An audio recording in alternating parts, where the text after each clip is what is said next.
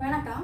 இப்போ நிறைய பேர் எனக்கு உத்தியோகம் சரியாகவே அமையலை மேடம், அதனால் வேலையும் எனக்கு சரியாக அமையலை, எப்படி எனக்கு ஜாதக ரீதியாக எப்படி இருக்குது அப்படின்னு கேட்குறீங்க. அதான் உங்கள் ஜாதகத்தில் 10ஆம் அதிபதி 10ஆம் இடம், 2ஆம் இடம், 6ஆம் இடம், 11ஆம் இடம், இந்த 4 இடமும் சிறப்பாக இருந்தால் தான் நமக்கு ஒரு தொழிலாக இருக்கட்டும், உத்தியோகமாக இருக்கட்டும் சிறப்பாக அமையும். 10ஆம் இடம் தானே தொழில், 10ஆம் அதிபதி நல்லா இருக்கணும். 6ஆம் இடம் நம்ம வேலைக்கு போகிறது, 2ஆம் இடம் நமக்கு பணம் எப்படி வரும் அப்படிங்கிறத பார்க்குறது, 11ஆம் இடங்கிறது லாபஸ்தானம். அப்போ இந்த 4மே நமக்கு நல்லா இருக்கணும்னு சொன்னால் அது அஸ்தங்கமாக இருக்கக்கூடாது, வக்ரமாக இருக்கக்கூடாது, பாதகாதிபதியாக இருக்கக்கூடாது, 6, 8, 12 போய் மறையக்கூடாது. இப்படி இருந்தாச்சுன்னா நம்ம ஒரு தொழில் தொடங்கினாலோ ஆனால் ஒரு வேலைக்கு போனால் நமக்கு ரொம்ப சிறப்பாக இருக்கும். சரி, அந்த மாதிரி தான் இருக்குது மேடம், ஆனால் இப்போ எனக்கு நான் ரொம்ப டவுனாக இருக்கேன், என் லைஃப்பில் இது எல்லாமே அடிபட்டுட்டே இருக்குது அப்படின்னு சொன்னீங்க. அது ஏன் உங்களுக்கு அப்படி இருந்ததுன்னா ஒரு எக்ஸாம்பிள் சொல்கிறேன், அதை பார்த்து உங்கள் ஜாதகப்படி நீங்கள் பாருங்கள். இப்போ மீன லக்னம் நான் போட்டிருக்கேன்.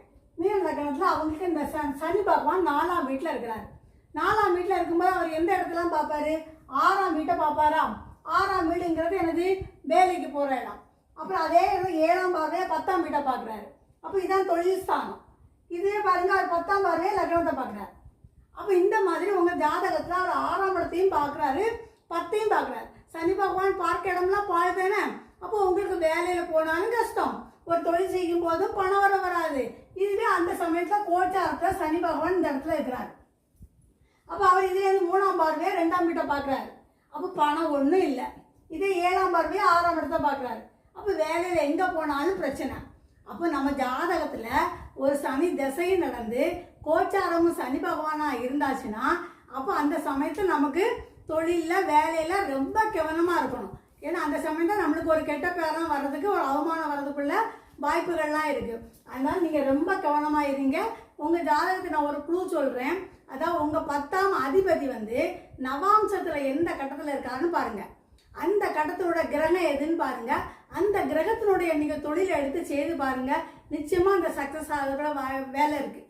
இப்போ நிறைய பேர் பார்த்து அப்படி தானே இருக்காங்க, வேலைன்னு தேடிட்டே இருக்கீங்க, அதுக்கு தான் போகிறீங்களே தவிர எந்த இது இல்லை. அதை நான் சொன்ன குழுவை நீங்கள் ட்ரை பண்ணி பாருங்கள், நிச்சயமாக வேலையில் சக்ஸஸ்.